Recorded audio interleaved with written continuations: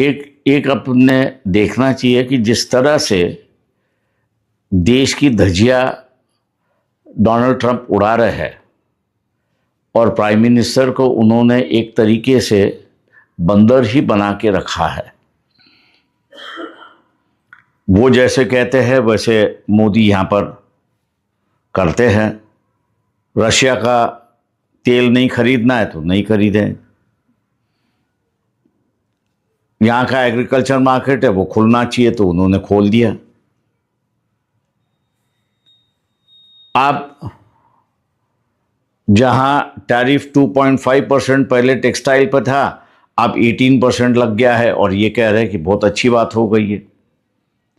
एक तरीके से मैं ये कहूँगा कि मोदी जी प्राइम मिनिस्टर जो है उनसी कौन सी तो भी नस जो है वो डोनाल्ड ट्रंप के हाथ में लग चुकी है और जब चाहे वो दबा रहे हैं और वो दबाने के बाद उनको नचा भी रहे, ऐसी एक परिस्थिति है। एक समय था जब इन्होंने $5 ट्रिलियन की इकोनॉमी होनी चाहिए जब कहा था, तब आम आदमी मोदी जी से ये कहता था कि ये मुद्रा मोदी है। अब एस्टीन फाइल के आने के बाद अब मुद्रा मोदी जो है वो मुजरा मोदी हो गया, ऐसी एक परिस्थिति है।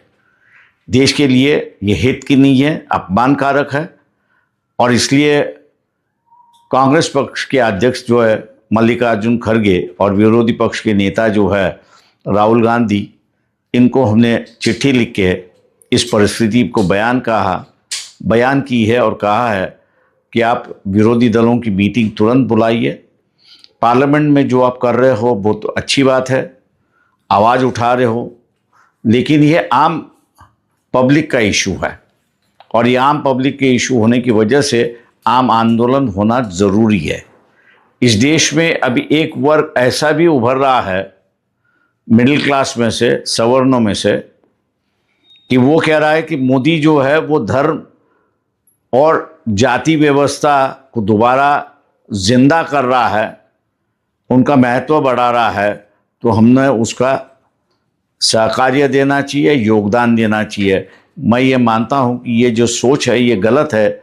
देश ये सबसे पहला है और उसके बाद में बाकी सारी चीज़ें हैं।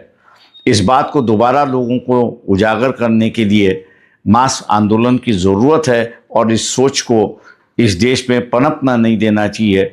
इस पर मेरे ख्याल से राहुल गांधी और मल्लिकार्जुन खड़गे दोनों इस पर सोचेंगे, ऐसा मैं उम्मीद करता हूं। और विरोधी पार्टी की मीटिंग हुई, उसमें जो तय हुआ उसको वंचित बहुजन आघाड़ी पूरी तरह से लागू करेगी, समर्थन भी देगी।